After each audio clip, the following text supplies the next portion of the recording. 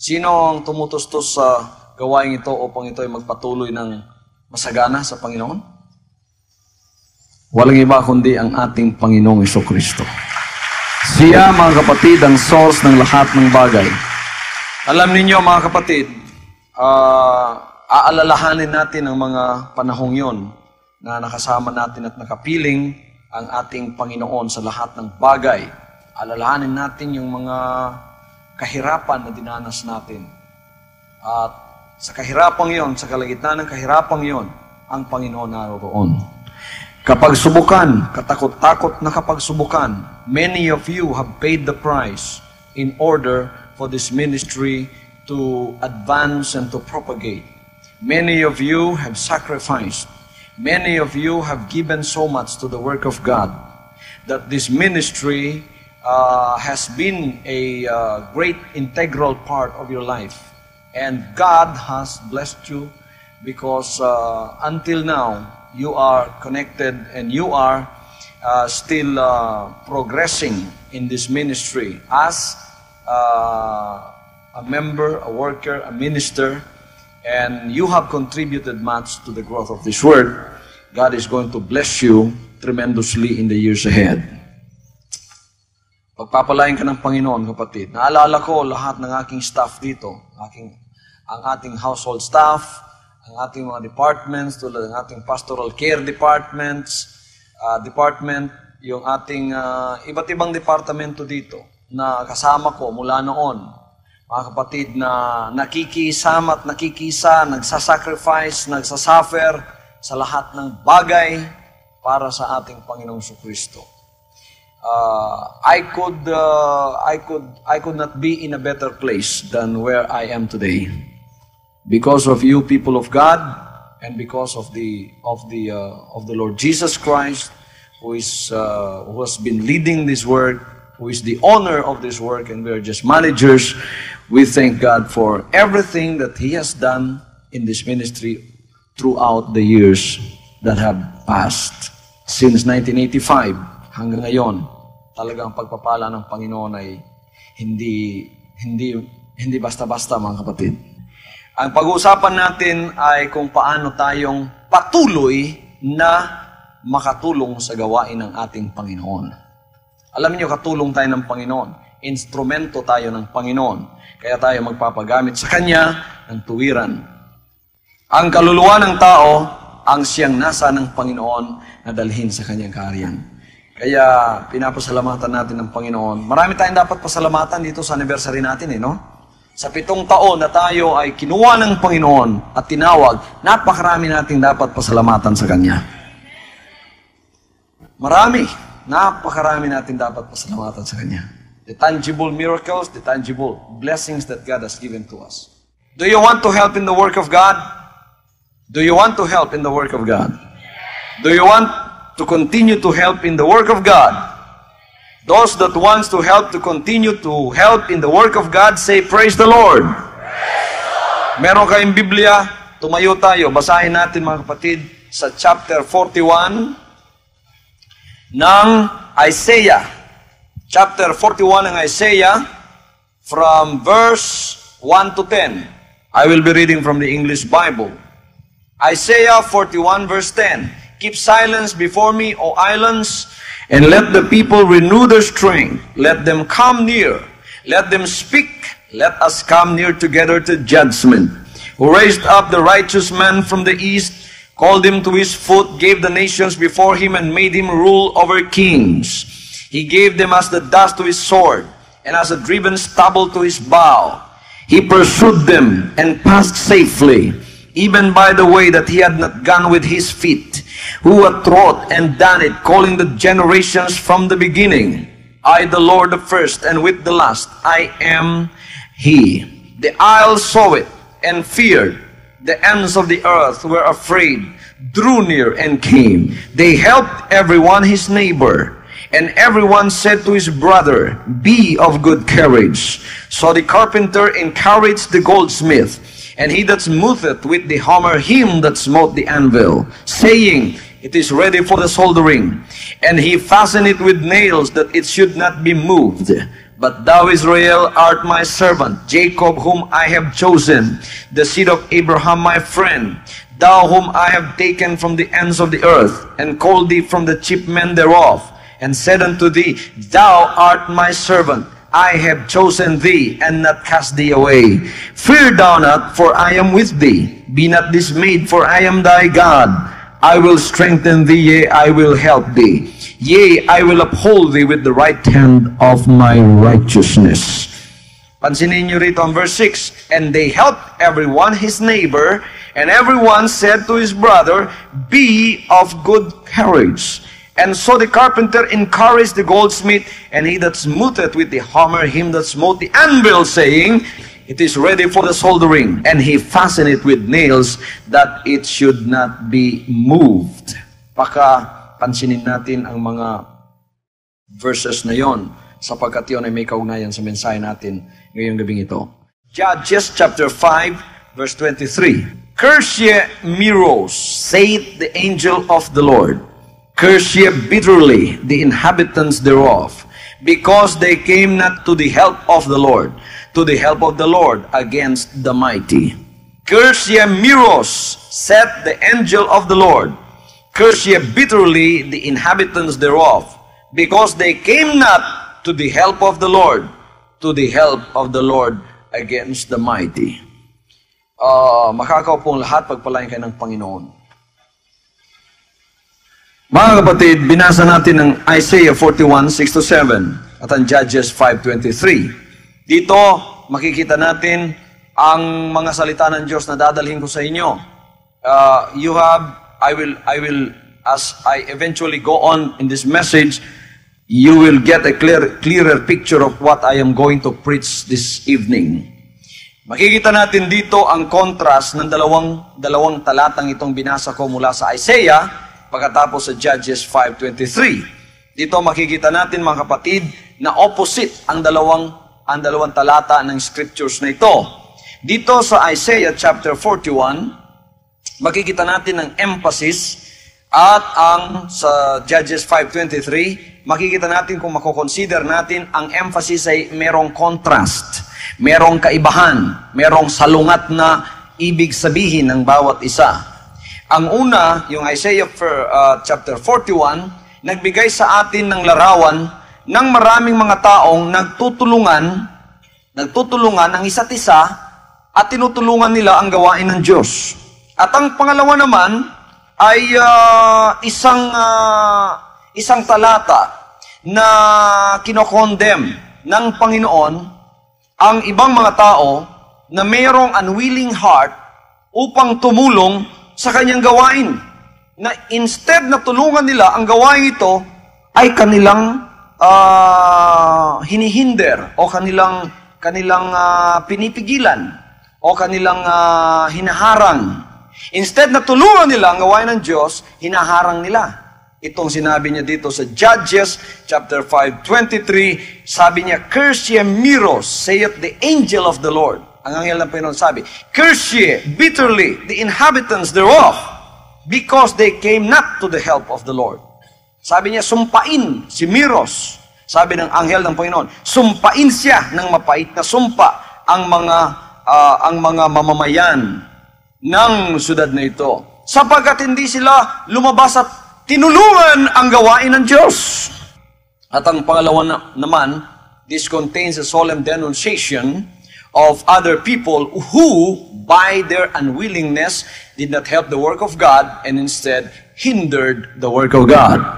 And so, in this passage of the scriptures, it is appropriate to get a clearer picture, because it is within the power of every Christian to help or to hinder the work of the gospel. It is within the power of your hands either to help the moving of the gospel or to hinder the gospel.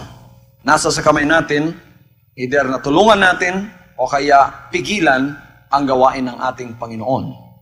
Sabtan ko ninyo, mga kaigsunan, nasa gahom sa atong kamot ang pagpauswag sa bulaton sa Diyos sa pagtabang ni ini, o kaya sa pagpugong ni ini aron kini dili mo uswag. Naa sa atong kamot na. Nabasa nato ni sa mga scriptures nga atong isulti.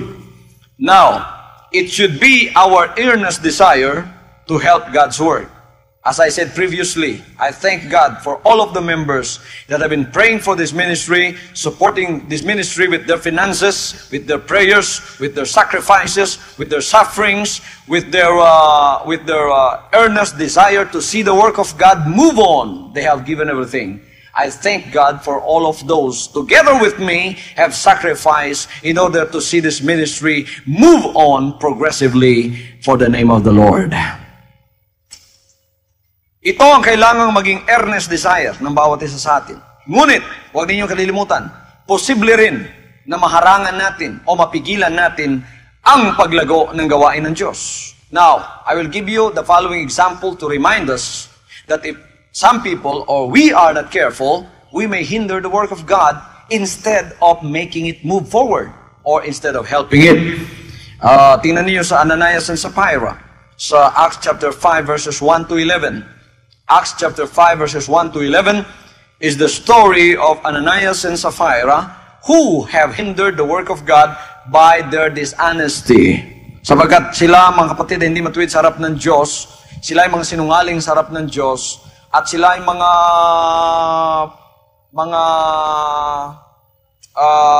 nagbabalat kayo lamang sa harap ng Diyos. Instead na kanilang tulungan ang gawain ng Diyos, ito ay kanilang hinarangan. Ito ay kanilang pinigilan upang hindi lumago. Tingnan niyo yung istoryang ito, nang ang lahat ng mga anak ng Diyos ay nagbigayan ng kanilang mga ari-arian upang ang gawain ng Diyos ay lumago at ito, mga kapatid, ay umabante. Anong ginawa ng dalawang ito? Sa pamamagitan ng kanilang puso na mapagpaimbabaw, ay nagbigay din sila. Ngunit sila pala ay nagsisinungaling, nagpapakita lamang sa harap ng tao, ngunit sa kabila naman noon sila pala ay mga sinungaling. Kaya silang pareho ay namatay at hindi nila natulungan ang gawain ng Diyos, sa halip ay ginagamit pa sila ni Satanas upang ito ay kanilang pigilan. Makita din natin, mga kapatid, ang Acts chapter 6 verse 1. Now, Acts chapter 6 verse 1 is a story about the people who murmured against the apostles. This is the sin which is so prevalent and common among the Christians, the guilt of murmuring. These people were guilty of murmuring against the disciples. Kita natin dito, ano? Yung una, tulad ni Sapphira and Ananias, na hininder nila ang mga gawain ng Diyos. Ito naman dito sa Acts chapter 6 verse 1, sinabi, "And in those days when the number of the disciples was multiplied, there arose a murmuring of the Grecians against the Hebrews, because their widows were neglected in the daily ministration." Pwede natong pugnan, babagan ang bulaton sa Diyos, pinagi sa atong pagbagulbol. Ang pagbagulbol ka ng pagsulti, bagbatok sa likod. Pagbagulbol na. Dili na kababuton sa Diyos. Pwede natong pugan ang bulaton sa Diyos, pinagi sa bulaton sa amin yan. Yung bang, ano ba sa Tagalog yung murmurings? Yung maraming reklamo, tapos negatibo, sinasabi sa likod, mga kapatid, tulad ng mga Grecians dito. Now, that is one way of hindering the work of God. You don't help the work of God to progress if you are a murmurer in the sight of God. If you are a murmurer in the sight of God, you are not helping the work of God. Pangatlong example, the two ladies in Philippians chapter 4 verse 2, who refused to be humble in the sight of God. Itong dalawang babaeng ito, sa Philippians chapter 4 verse 2, nag-aaway sila, no? Pagkatapos, ayaw nilang magpakumbaba sa harap ng ating Panginoon. Makikita natin ang istorya dito, mga kapatid, sa Philippians chapter 4 verse 2, kung paanong sila ay sinabihan ni Pablo. Sinabi niya, "I beseech Euodias and I beseech Syntyche that they be of the same mind in the Lord." Itong dalawang ito matagal nang nagbabanggaan. Pagkatapos hindi nila alam na sila pala ay ginagamit ng demonyo upang pigilan ang mga gawain ng Diyos. Kaya sinabi ni Pablo, magpababa kayo sa inyong mga sarili at sa mga isip ninyo. These two ladies refused to be humble in the sight of the Lord. As did certain women referred to by Paul in 1 Timothy chapter 5, 14 and 15. I will therefore that the younger women marry, bear children, guide the house, give none occasion to the adversary to speak reproachfully. For some are already turned aside after Satan. Ito ay mga babaeng walang disiplina. Mga babaeng walang disiplina. Kaya sinabi ni Pablo, kayong mga batang-bata pang babae na hindi pa nag-dedicate sa Panginoon. Sabi niya, mag-asawa na kayo. Baka mahulog pa kayo sa tali ni Satanas at mahadlangan ninyo ang gawain ng Panginoon. Amen. Hindi lamang yun sa mga babae, sa mga lalaki rin. Pagka kayo mga kapatid ay nasa Panginoon, meron kayong kalayaan kung anong gusto niyong gawin. Ngunit dito sa Jesus Christ Ministry, welcome ang lahat ng gustong mag-dedicate ng kanilang buhay sa Panginoon. Ay yung pastor nag-dedicate ng kanyang buhay sa Panginoon, sinabi ko, Panginoon, tinawag po ninyo ako sa buhay na ito. This is a gift from you.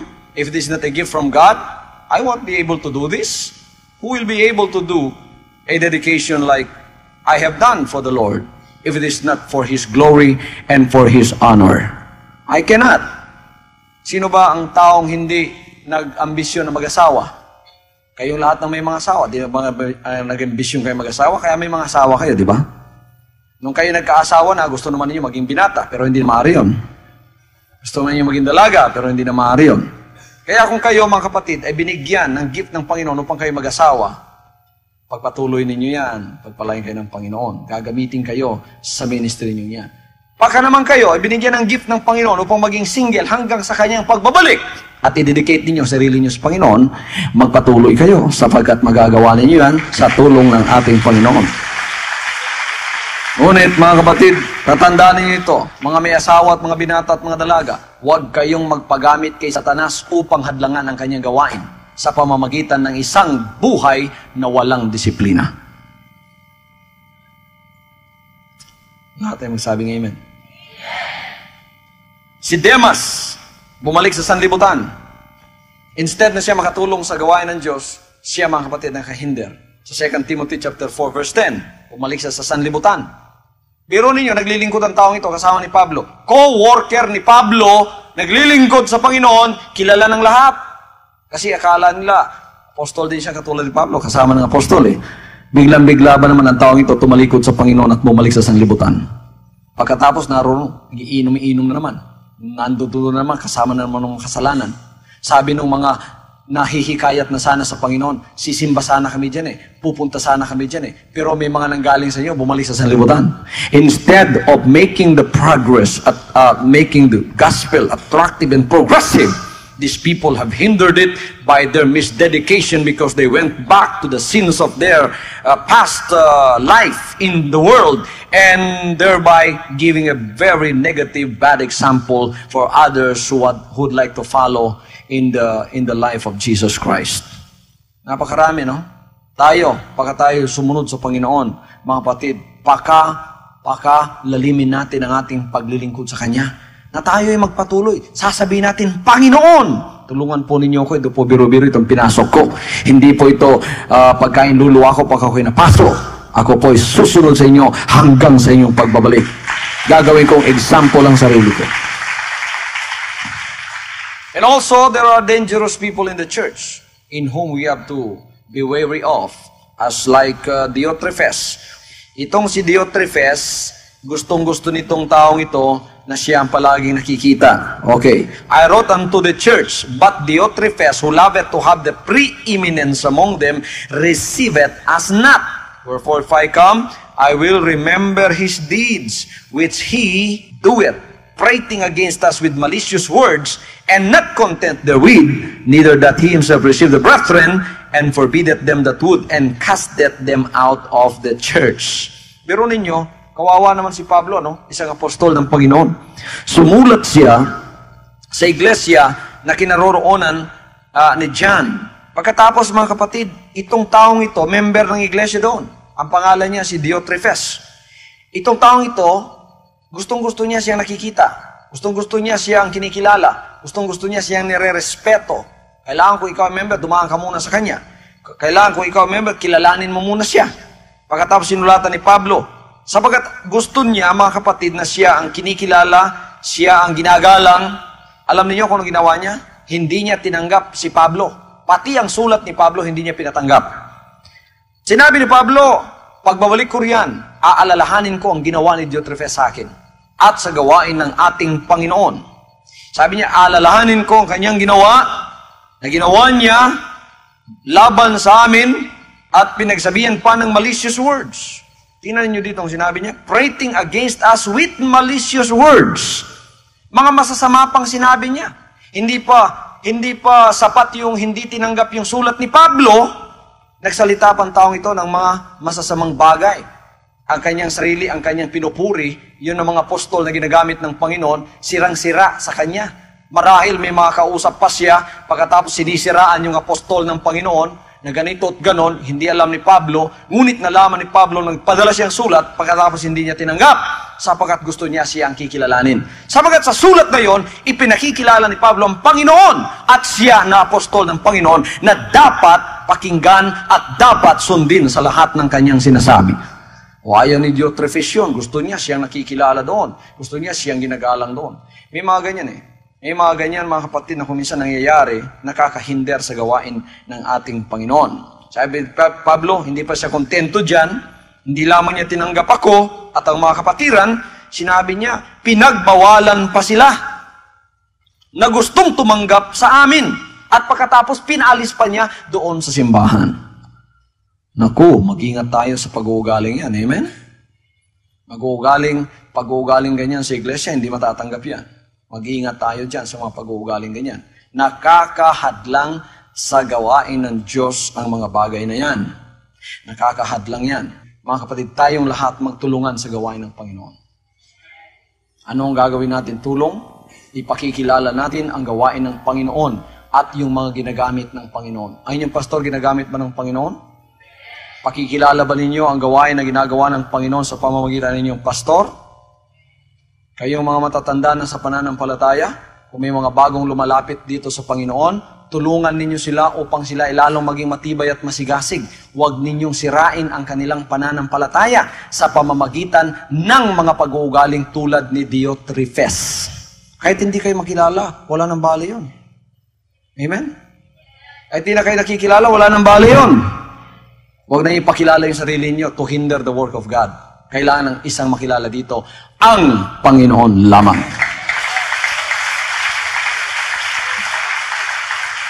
Alam niyo mga kapatid, sa history, kung babasahin ninyo ang pag-uugali ni Diotrephes, this man who loved the preeminence has a character and attitude of Satan and Judas. Combined, both. Kasi ito, pag kami ginagamit sa loob ng iglesia, halimbawa, ito iglesia, nandito si Diotrephes. Pagka may ginagamit, halimbawa may bagong member, gusto magpagamit sa Panginoon, kukunin ni Diotrephes yan, i-undermine niya. Sasabihin ni Diotrephes, naku, huwag ka maniwala dyan kay Gideon. Hindi totoo yan. Tapos mga kapatid, masisira na yung pananampalataya ng taong yun. Tapos, ang kabutihan niya, ipakikita ni Diotrephes sa kanya upang mahulog yung simpatya niya sa kanya. Ganito ang ginagawa ni Diotrephes. Doon sa simbahan na kung saan si Pablo nagpadala ng sulat upang tanggapin ang mga kapatiran. Ngunit hindi niya tinanggap. Sinabi ni Paul, aalalahanin ko ang kanyang ginawa sa gawain ng Diyos na kanyang hinahadlangan. Now, we do not hinder the work of God. We help it. We help it. As did those of Ephesus who left their first love. In Revelation chapter 2 verse 4. Meron din doon sa Ephesus. Nahadlangan nila ang gawain ng Panginoon.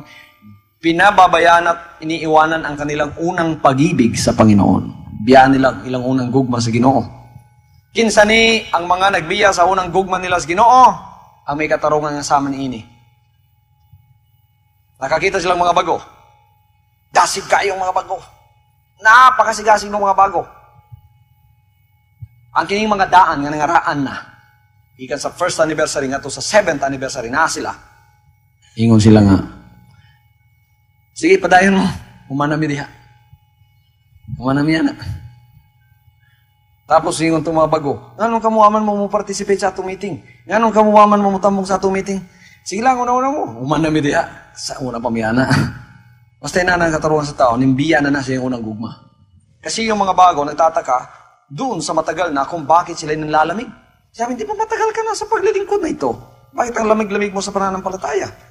Bakit? Nakaupo ka lang dyan at negatibo ng espiritu mo. Sige brad, umuna ka na dyan sa mga meeting ninyo, sa mga pledges ninyo. Tapos na kami dyan nauna na kami sa inyo. Pagka meron kayo naririnig na ganyan, yan mga kapatid ay nawalan na ng kanilang unang pag-ibig. Ayon sa Revelation chapter 2 verse 4, they left their first love. They are hindering the work of God. Ngayon, mapapasukan ng toyo yung ulo ng mga bago. Sasabihin lang, gano'n pala, no? Pagkabago pala tayo, talagang tayo pala ay masigasig. Ibig sabihin, darating ang panahon na ako ay magiging katulad mo. I will be a member of your fellowship. Pagka merong mga fellowship na dumarami, pagkatapos mga kapatid, ito ang kanilang katuwiran. This is the first church of the refrigerated people. Mga tao itong malalamig, parang refrigerator. May fellowship sila. The fellowship of the refrigerated people. Gusto ba kayo makisama doon? Yan ang mga taong umiwan na sa kanilang unang pag-ibig. Pagkapag-ibig ang pinag-uusapan, mainit yan. Kailangan mainit tayo hanggang sa pagbabalik ng Panginoon. Binawa ko ninyo mga kaisunan. Kinsa man sa inyo mga karanang nagaingon, sige, unaw na lang mo diya, kaya umanaman miya na ma. Bago pa man mo, manong mainiton mo, bago pa mo ana, kami na human na miya na. Pagka doon ay mga nakataruan sa aman niya na, hinumdumi na lang ninyo, na miya na nasa ilang unang gugma. Na sa refrigerator. Bugnaw pa na sa ice candy. Everybody say praise the Lord. Ang tanang mo, bugnaw pa na sila sa ice candy. Ay magpaduol diya, kay basig maniskig mo. Kinala magpaduol mo sa mga maniton, amen? Magpaduol mo sa mga mahigugmaon, amen? Magpaduol mo sa mga magapainit sa inyong pagtuo. Ayaw mo pagduol sa mga makahatag ninyong tagko kay question mark. Pero pastor, member man na siya. Bisan member siya, o Diotrephes ang iyang attitude ay pagduol. Kaya nakapuyan na sa iyang dagkong question mark, ipasaan niya na, murag macros na, dagkong question mark, nakapuyan na siya, mo nang mangita siya ko ba nga iya ipapasaanon po. Pilang question mark ni mo, Brad? Napulo, dugay na akong ipasaan ni. Napulo man, ang pinakadakong question mark, nako, kang pastor. Ikadong pinakadakong question mark nako, kang Sister Ingrid. Ikatulong pinakadakong question mark nako, kang Gideon. Dagkugay ni, dugay na akong ipasaan. Gusto ka mo pasan po? Adali diri. Ang atong gisgutan diri, ang pagtabang sa bulaton sa Dios. Ang pinag-uusapan natin dito mga kapatid, yung pagtulong sa gawain ng Panginoon. Tayo bang lahat ay katulong sa gawain ng Panginoon? Tinutulungan ba ninyo ang bahay ng Panginoon, ang kanyang gawain? Praise the Lord, pagpalain kayo ng Panginoon. You know, it's very easy for us, for every one of us to hinder the Lord's work. But how gloriously possible also it is to help in the Lord's work. Sinasabi mo siguro, how can I help in the work of God, Pastor? How can I do this? There are so many examples in the Bible, the way that you can do that also like them. From 2 Corinthians 1:11, you learn that you can help in the Lord's work by exercising the ministry of prayer. Wala tayong magsabing ministry of prayer. 2 Corinthians 1:11, kailangan tayo ay madalanginin. Sinong nananalangin para sa inyong pastor? Dinadalangin ninyo inyong pastor. Yan ay isang pagtulong sapagkat nag-exercise kayo sa tinatawag na ministry of prayer. You know, this verse reads, "You're also helping together by prayer for us." Paul was writing to the Corinthians at Corinth. And after speaking of his trials and testings, he asked their prayer and fellowship. Here we are reminded of a ministry in which all can participate, all can pray, and how this helps forward the work of the Lord. Kaya itong nakikita niyong lahat ng ito ay kasagutan ng mga dalangin ng mga anak ng Diyos. Dinadalangin ninyo ang progress ng gawain ng Diyos. Kaya nakita niyo mga kapatid, ang bilis-bilis ng progreso ng mga gawain ng Diyos. Yan ay kasagutan sa lahat ng ating madalangin. Ito ay challenge sa bawat isa. Kung wala kang magagawa, ito ang gagawin mo. Manalangin ka. Wala naman akong magagawa. Manalangin ka. Dumalangin ka. Mahalin mo ang pastor mo sa dalangin mo. Praise God. Huwag mong idalangin ang negatibo ang pastor mo. Itong Acts chapter 18:27 to 28, malalaman mo dito na ikaw makakatulong sa gawain ng Diyos kung ikaw ay tutulong sa pag-i-establish ng mga new converts sa pamamagitan ng mga salita ng Diyos. Lapitan mo sila, i-establish mo sila sa mga salita ng Diyos. Yan ang gawa ng mga Bible Support Group leaders. Hindi lamang sila, kundi ang lahat ng mga members, kailangan ganun ang ating gawain sa harap ng ating Panginoon. Makakatulong ka kung ikaw ay tutulong sa pag-establish ng mga bagong Kristiyano upang sila ay tumibay sa mga salita ng Diyos. You know, many had been converted through Paul's ministry, and young converts now needed help. Dito ginagawa natin yan, no? Yung mga bago pa, sumususo ng gatas yun, kayo nagpapasuso sa kanila. Dito nakita nyo, when Apollos came on the scene, he helped them much which had believed through grace. Tinulungan ni Apollos ang napakarami sa kanila sa pamamagitan ng pag-i-establish sa kanila. You know, young converts needs to be grounded in the Scripture so that they may grow in grace. Yung mga bagong mga Kristiyano, kinakailangan nila ng maraming salita ng Diyos upang sila ay tumibay sa kanilang pananampalataya. Nakakatulong ka pagka ikaw ay nagpapatibay sa kanila sa pamamagitan ng mga salita ng Diyos. Huwag mo silang linlangin. Huwag mo silang, mabulay pa yun eh. Huwag mo silang pakainin ng anumang bagay na nakakasira sa kanilang pananampalataya. Huwag mo silang lagyan ng question mark. Tulungan mo sila na ma-establish sa kanilang pananampalataya sa Panginoon. Okay. So, gagawin ba natin yun, mga kapatid? Building up those who are converted. These are the result of our evangelistic efforts. Combined evangelistic efforts. Kaya, lumalago ang gawain ng Diyos. At ito, mga kapatid, ay parte ng Great Commission ng ating Panginoon. Pakakainin natin ang mga tupa at establish natin sila. You can also learn that you can help in the Lord's work by promoting joy in your fellow Christians. Okay. 2 Corinthians chapter 1 verse 24. Sinabi ni Pablo dito, we are helpers of your joy. Makakatulong ka sa gawain ng Diyos kung ikaw ay magpupromote ng kagalakan sa iyong mga kapwa Kristiyano. Anong pinopromote ninyo? Kagalakan? Huwag kayong mag-promote ng doubt. Huwag kayong mag-promote ng pag-aalinlangan. Huwag kayong mag-promote ng kalungkutan. Huwag kayong mag-promote ng anumang bagay na nakakasama. Ang i-promote ninyo, yung magiging kagalakan ng mga Kristiyano. Promote joy. You become the helpers in the work of God when you promote joy. Pagka ikaw, nakatabi mo ang isang baguhan, ang resulta, magkakaroon siya ng kagalakan sa kanyang paglilingkod sa Panginoon. Siya magkakaroon ng alinlangan, di siya magkakaroon ng kalungkutan, bagkus magkakaroon siya ng kagalakan. Yan ang sinabi ni Paul. We are helpers of your joy. Paul had a tremendous desire to promote the joy of these Christians in Corinth. We should have the same desire, and it is within our ability to increase the joy of those with whom we work in the service of the Lord. We are not by our attitude, by our words, or by our actions to make others sad or unhappy. But we are to make them joyful, and all the better for having been with us and having worked with us. Huwag mong pabayaan na sa pamamagitan ng salita mo, ng mga kilos mo, ng mga paningin mo, ng gawa mo, ay mapapalungkot mo ang mga Kristiyano. Hinahadlangan mo ang gawain ng Diyos pagka ginagawa mo yan. Kailangan sa lahat ng ginagawa mo, magpupromote ka ng kagalakan sa mga kapwa Kristiyano mo. Hallelujah. Pagka tayo, mga kapatid, nagpupromote ng joy, tayo rin tatanggap ng joy. Pagka nagpupromote tayo ng kagalakan, tayo rin tatanggap ng kagalakan. Sa Philippians chapter 4 verse 3, we also learn that we can help in the Lord's work by striving to keep the unity of the Spirit. May pagkakaisa tayo sa Espiritu. Kayo bang lahat nananalangin sa pagkakaisa ng Espiritu? Ito ba, mini-maintain ninyo ang pagkakaisa ng ating Espiritu? Meron tayong isang pamamaraan. Ito ba mga kapatid ay sinusunod natin?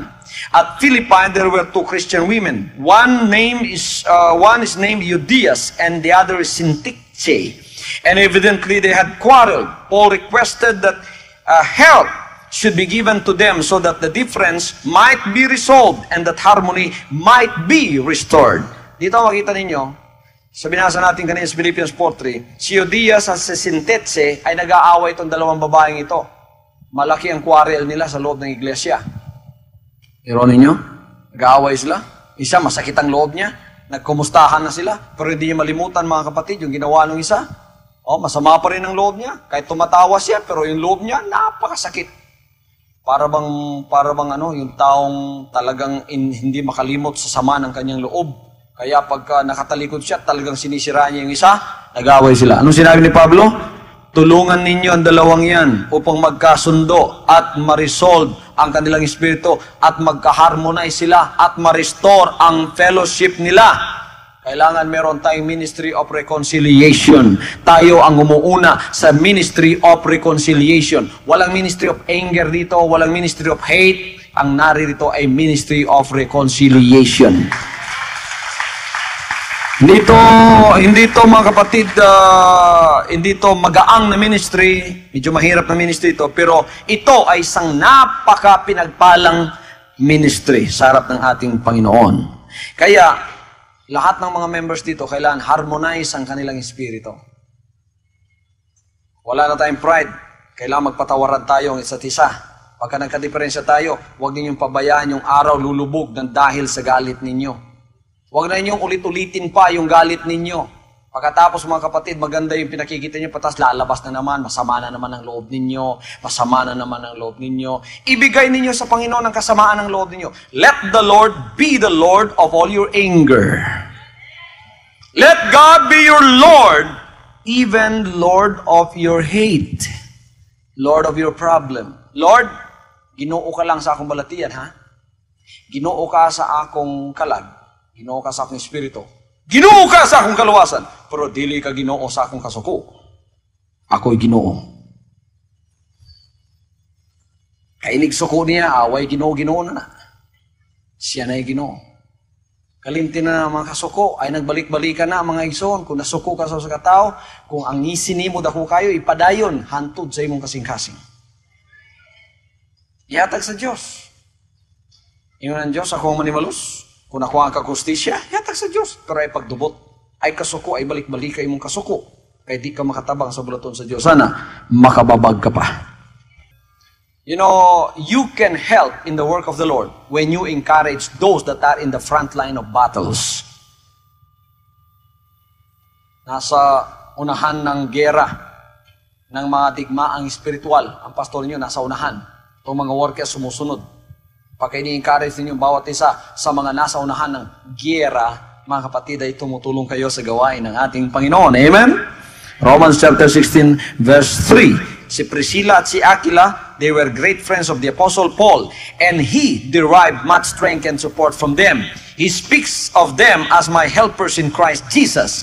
Look what he said about them. They are my helpers in Christ Jesus. Priscilla at si Aquila, mga kaibigan ni Pablo, tinutulungan palagi si Pablo ng encouragement, mga kapatid. Sapagat alam nilang si Pablo umuuna sa espiritual na digmaan. Kaya sinabi ni Pablo ang tungkol sa kanila, sila ay kamanggagawa ko at tagatulong sa akin sa Panginoong Hesukristo. Masasabi ko ba yan sa inyo? Tagatulong ko kayo? Pagka naririnig ko yung pangalan nyo, na-i-encourage ako? Yung mga anak ng Diyos, pagka naririnig ko yung pangalan nila, nalulusno yung puso ko eh. Tama ba yun? Huwag mo katingog, no? Ako ba sa inyo, mga anak sa Diyos, isig ka magtatabang Diyod na ako. Kada makita na ako yung panagway, ma-encourage ko. Kaya naibalo ko na higugma mo sa inyong pastor. Parang ayaw ba nigson, basta makita na ako, malusno ko. Ay, kabalo ko. Di na ako sila isig ka magbubuhat. Di sila makatabang sa akong espiritu. Makadaot na hinon. Basta makita na ako sila, madaot akong espiritu. Pero salamat sa Diyos, kadaghanan sa inyo nakikita na ako, malipay ang aking espiritu. Yan naman, Tugod kay kamo magtatabang sa inyong pastor nga nasa unahan sa panggubatan. Ang uban mga kaisunan, sa ilang support, sa ilang prayer and fellowship, nagapadayon sila. Nagahatag sila sa ilang financial. Ginaablihan ang ilang mga panimalay, ang ilang mga kasing-kasing. Sila igsoon nagauban sa ilang magbalantay, bisan nasa. Bisan no sa akong giyagian, giubanan ko nila.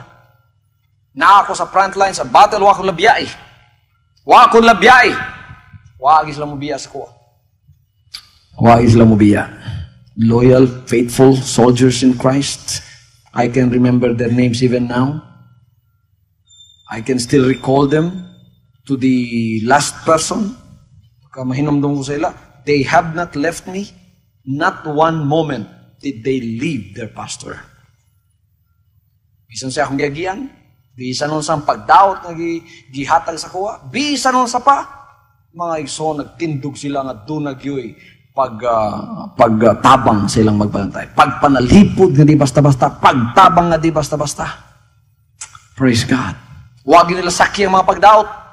Hinuwa. Sila ang number one na nalipod. I derive my source of my strength in them. Hallelujah, hallelujah. You can also help in the work of the Lord by standing up for the truth.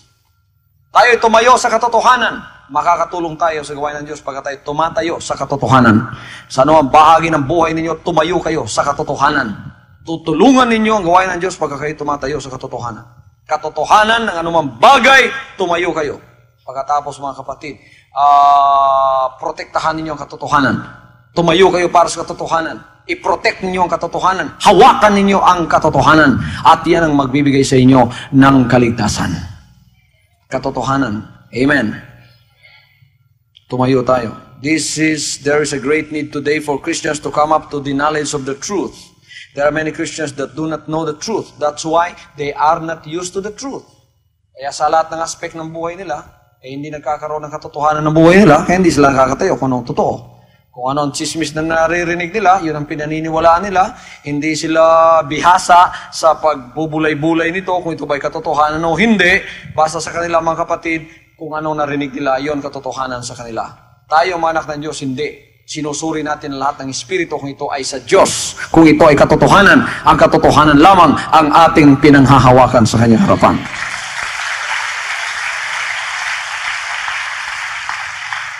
So we can help in the work of the Lord by going in the ministry and by helping to support the work of God like what you are doing now. Mga Bible support group leaders, sa inyong ginabuhat, tanan sa bulaton sa Diyos, walay usa nga wala makita sa Diyos. Kamong tanang nagatabang ning bulatuna, kayong lahat ng tumutulong sa gawain ito, na ito'y lumago tulad ng paglagong ginagawa ganito. Mga kapatid, tinutulungan ninyo ang gawain ng Diyos. Anong sinabi ng Panginoon?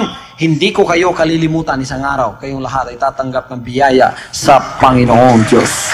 Sinabi niya rito sa Isaiah 41, magtulungan kayo sa gawain ng Diyos. Kaya ang isa kinuha yung martilyo, yung isa naman kumuha ng lagari, yung isa naman kumuha ng pipe, yung isa naman kumuha ng isang instrumento. Pinatayo nila ang isang bagay, pinukpok ng martilyo para hindi ito mayayanig. Pagkatapos tinayo, nagtutulong-tulungan sila. Sabi ng Panginoon, pinagpala yung mga nagtutulong-tulong sa aking gawain. Sinabi naman niya doon sa hindi tumutulong kay Miros, sabi niya, sumpain ka Miros, sumpain ang lahat ng mga mamamayang nasa sayo, sapagkat hindi ka tumulong sa gawain ng Panginoon. Tulungan ninyo ang gawain ng Panginoon sa physical, tulungan ninyo ang gawain ng Panginoon sa espiritu, tulungan ninyo ang gawain ng Panginoon sa pangangaral ng salita ng Diyos, tulungan ninyo ang gawain ng Panginoon sa pamamagitan ng pagsusuporta ng inyong dalangin sa inyong pastor, at tulungan ninyo ang gawain ng Diyos sa pamamagitan ng inyong pakikipag-isa. Yang lahat ay tulong sa Panginoon. Sa 7th anniversary ito, lahat kayo tumutulong. More, maganda pang pagpapala ang ibibigay ng Panginoon sa bawat isa sa inyo. Kung ano ang tulong na binibigay ninyo sa Panginoon, yun din ang tulong na inyong tatanggapin mula sa Kanya. Kung ano ang tulong mga kapatid na binibigay ninyo sa Kanya at iya'y nakakagalak sa mga gawain ng Diyos, yan din ay babalik sa inyo ng 10 beses. Kung kayo mga kapatid ay tumutulong sa pamamagitan ng paghahasik ng kagalakan doon sa mga kapwa Kristiyano ninyo, ang kagalakang yan ay babalik sa inyo ng 10 beses pa. Kung kayo tumutulong sa pamamagitan ng inyong financial na makakayanan sa harap ng Diyos, marahil ngayon hindi pa ninyo nakikitang bumabalik sa inyo yan, ngunit isang araw, kahit yan ay naisin ninyo o hindi, ibabalik ng Panginoon sa inyo ang bagay na yan. At kayo mga kapatid ay pagpapalain niya sa mga maraming pinansyal na pagpapala. Pag kayo tumutulong at nagpapatibay sa mga bagong converts, at kayo mga kapatid ay tumutulong upang ma-establish sila sa mga salita ng Diyos at tumibay sa kanilang pananampalataya, ikaw rin ay patitibayin ng Panginoon na wala demonyo na makakalapit sa iyo, at yan ay pupuksain ng Panginoon at sasabihin, huwag mong lapitan yan sapagkat gagamitin ko pa yan sa aking gawain na nagpapatibay sa mga bagong nilalang na mga Kristiyano. Tayong lahat, sa pagtulong natin sa gawain ito, kung anuman mga kapatid ang maabot ng gawain ito, kayo ay kabahagi nito. Kayong lahat ay pagpapalain ng Panginoon sa buhay na ito at sa buhay na dumarating.